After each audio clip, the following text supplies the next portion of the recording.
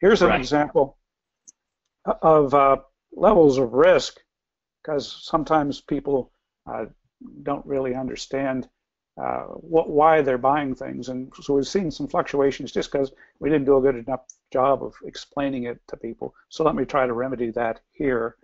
Um, there's several different levels.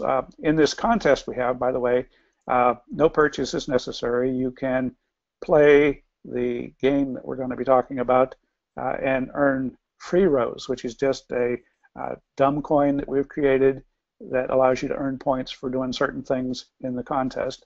And those count towards winning the contest, but not as much as some of these other things. The things that are higher risk get you more points and require greater expertise if you're playing in the contest. So buying a hero is a pretty low risk thing to do because it's backed by twice its value in BitShares at least, and backed by uh, the entire platform with no counterparty risk. So you can buy that if you're a retired person, and it'll be, it's not completely risk-free. The whole world could collapse, and the dollar could collapse, and things can happen.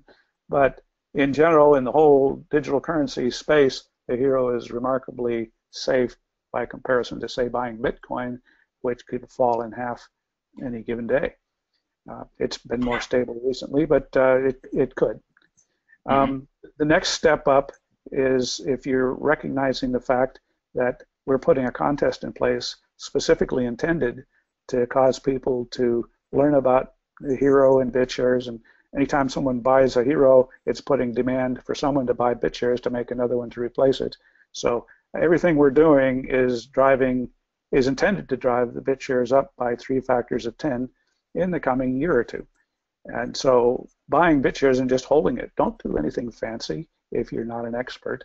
You don't have to clear up to the next stage, but just holding BitShares, it's got flexibility. We've seen it go way up fast, and we've seen it come back down with a 50% correction. Yeah, that can happen. But over time, we think that's a good bet if you can stand the volatility in the meantime.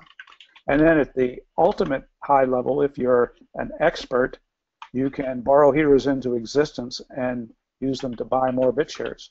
And that gives you leverage, double the risk, but a chance to really make out good. But you got to pay attention to it, and we got to discourage people from doing that if they don't know what they're doing. Just stick with one of the lower levels.